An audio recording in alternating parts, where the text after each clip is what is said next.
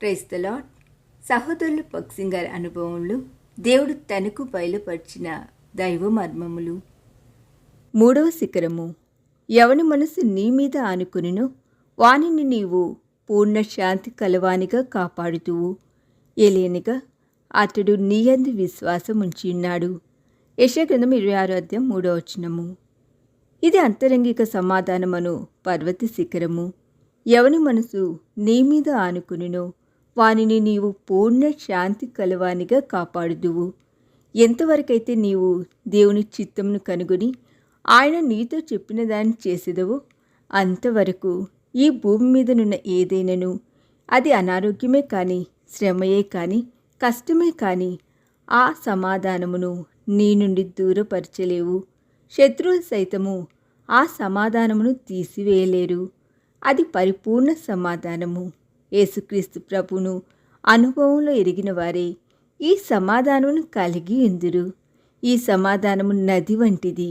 నదిలోని నీరు దినదినము అధికమగుచుండునట్లు ఈ సమాధానము కూడా అనుదినము అధికమగుచుండును. 4వ శిఖరము. యెహోవాను నేను దానిని కాపు చేయుచున్నాను. ప్రతి నిమిషమును నేను దానికి నీరు కట్టుచున్నాను. ఎవడునూ దాని మీదికి రాకుండానట్లు దివారాత్రము దాన్ని కాపాడుచున్నాను. యెషయా గ్రంథం 27:3.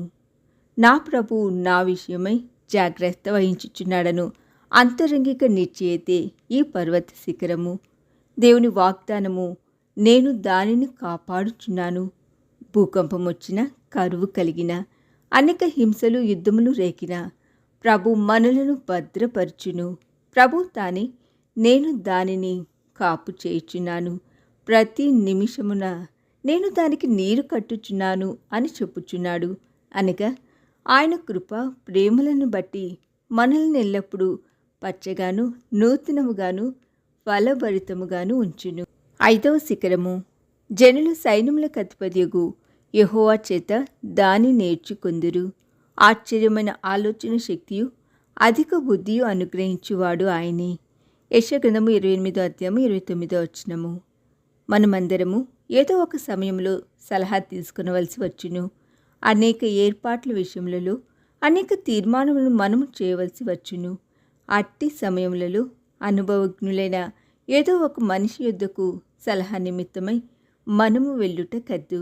విశ్వాసులకైతే యేసుక్రీస్తు ప్రభువే వారి సలహాదారుడు లేక ఆలోచనకర్త.